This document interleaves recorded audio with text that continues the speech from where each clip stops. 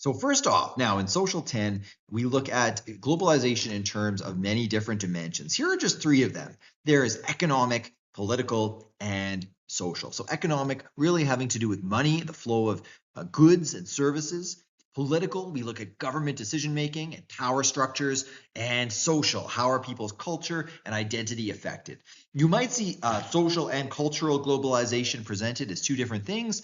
Well, social can often deal with how families are structured and communication, whereas culture will often focus on language, religion, and other traditions like that, like holidays.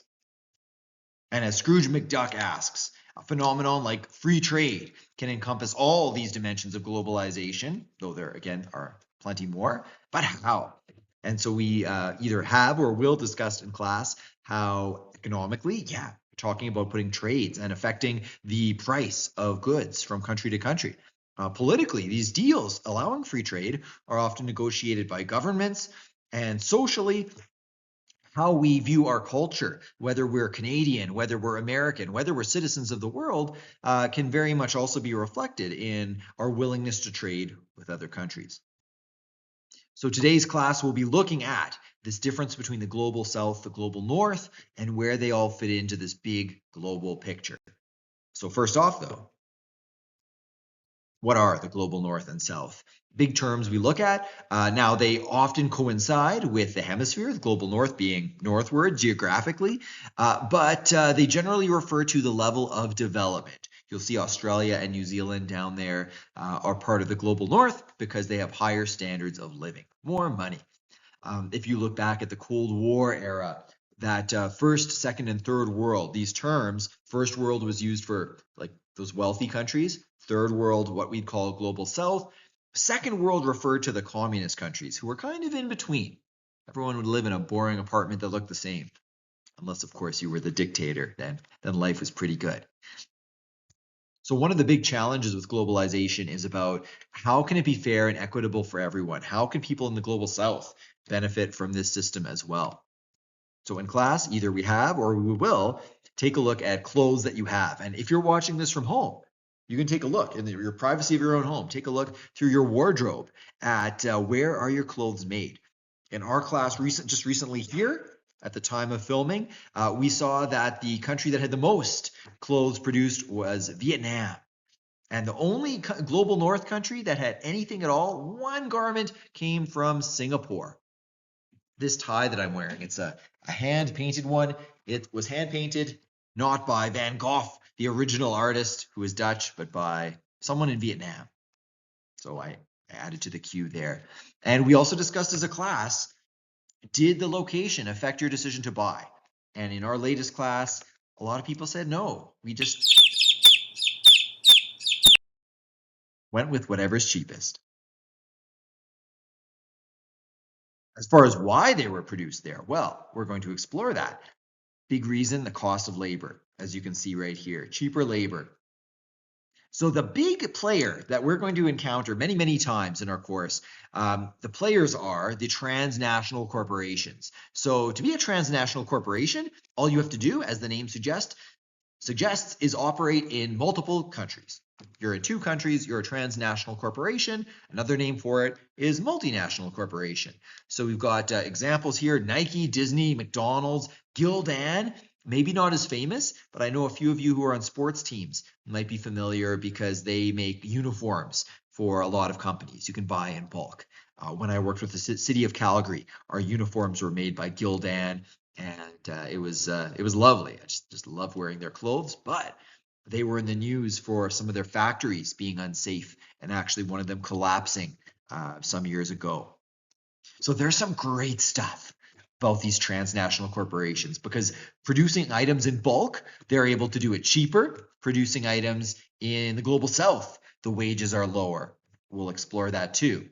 So they can make them even cheaper. And not only that, you could argue that, hey, if it weren't for these jobs in the global south, what would they be doing? Would they just be digging up like roots and berries, doing some subsistence farming where a drought or a flood could wipe out their livelihood at a moment's notice? How many of us would give up our modern life to rectify these problems that the sweatshop workers have? And we'll examine that in a documentary about Nike very, very soon. So the cons, yes, we have to address the elephant in the room. And I'm not just talking about Dumbo. No, I'm talking about labor exploitation. So workers being underpaid, the environmental damage of all this production. Yeah, you see this coal rising up in the air, the smoke, whether it's from coal or whether it's from your dreams, I'm not sure. And sweatshops. A sweatshop, by definition, they don't just make sweatshirts, sweatpants. They are factories that have poor conditions. The question is, why don't governments in the global south countries pass laws? Pass laws about how many hours you can work, pass laws about minimum wage. We'll be exploring that in a future class in the transnational capital auction simulation. Now, I didn't design this. I can't take credit for it, but you will step into the role of global south countries and compete for the business of these transnational corporations. So free trade. Now, free trade opens up the conditions for us to be able to buy and sell products from around the world. And we would have looked on our whiteboard at how tariffs work. The government artificially increases prices from foreign goods to encourage consumers to buy from the home country. But as you figured out, yeah, if Canada puts tariffs on Chinese goods, for example, China's probably going to put taxes on Canadian goods. So where did we get to free trade? How did this all happen? Free trade is the absence of tariffs. So tariffs, again, are these taxes that are put on foreign-made goods. It's not a new concept. It goes back thousands of years to the Silk Road. The word is Arabic originally. And we started to move toward free trade in 1947 with the GATT, the General Agreement on Tariffs and Trade. So the countries that signed on to this, over 100 countries, said, we're not getting rid of all our tariffs, but any new laws we passed will only reduce the tariffs. And the idea was that if we're all too busy trading with each other, we won't start another world war. This was only a couple of years after World War II. So why don't we be just interdependent on each other so that there's no more mass killing? So you can see the dates really coincide there. In terms of Canada and the US, Canada was hesitant for many years to get too integrated into the US. A lot of that integration happened in the Second World War. We needed our supply lines, our production lines to work efficiently and to harmonize ourselves. If we look at the Alaska Highway, which runs from Yukon through to BC, built during the Second World War. It's my dream to go up there one day to Yukon, see the midnight sun, eat a few reindeer, but I digress. But now, in 1891, Johnny Macdonald, he won his last election. He was actually partially paralyzed from a stroke, so he was pretty much campaigning from his bed. And but he was so popular. He'd been the prime minister so long. He said neither. Well, it was 1911. Robert Borden, the then conservative leader, would say neither truck nor trade with the Yankees. Johnny Macdonald, he said, a British subject I remain. And Canadian voters, they said, yeah, we don't want to be taken over by the Americans. If we do free trade, that might happen. So Wilfrid Laurier, he lost that 1891 election, later won in 1896, but his time as prime minister came to an end because he wanted to have more free trade with the Americans. Ironically, the Conservatives would win another free trade election in 1988 on the other side. They argued, yes, let's have free trade with the Americans. It'll be very productive. It'll be lovely. And more Canadians voted for the parties that didn't want free trade, but the Conservatives won a majority with first past the post. And in fact, Liberal governments have expanded free trade as well. So suddenly, what was once soundly rejected, free trade, by Canadians of yesteryear, is now being embraced. However, recent events have made this particular lesson a little bit obsolete. We'll have to talk about that. So free trade would evolve. It wasn't just done in 1988. So 1994, Mexico joined, so the free trade bloc became even larger. So this was the concern now, especially when Mexico joined, that their labor laws are quite a bit looser than Canada's or the US's. So would a lot of our jobs move south? Yes, they did. But after a lot of people lost their jobs, eventually the economies got all reoriented, and it is estimated that it has led to an increase in economic productivity across both countries. Now, we don't know for sure how it would have been without free trade, because that's an alternative reality. It was renegotiated, so NAFTA, the North American Free Trade Agreement, is today known in Canada as the Canada-US-Mexico Agreement. It was renegotiated in 2018. Donald Trump, in his first presidency, wanted to tear it up. So there were some new negotiations. There are further negotiations now being put underway. When one country applies tariffs to another one, that is violating that free trade agreement, because the agreement is saying, yeah, here are what our tariffs are. You're not adding any more. So there have been some concerns about the loss of Canadian businesses, that other countries' companies can come in and buy them. So the Hudson's Bay Company was owned by Americans from 2006 until its recent demise, which was over the last year or so that it actually was dissolved, with some of its intellectual property being bought up by Canadian Tire and others. But yeah, if you have truly free trade, your companies should be able to buy other businesses in other countries.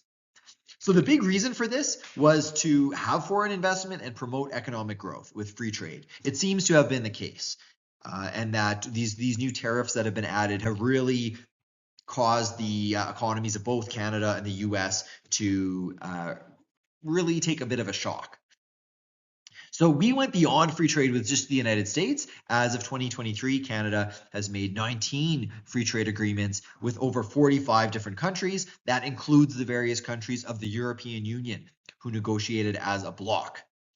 And sometimes now, if there's a case where it seems like national security might be at risk, like a Chinese company wanting to move into the phone market or buy natural resources such as the potash company, then they might intervene.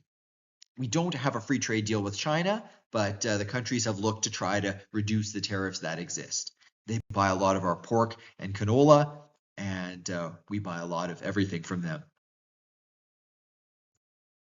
Okay, so now it's time for you to explore a little further some of the arguments for or against free trade.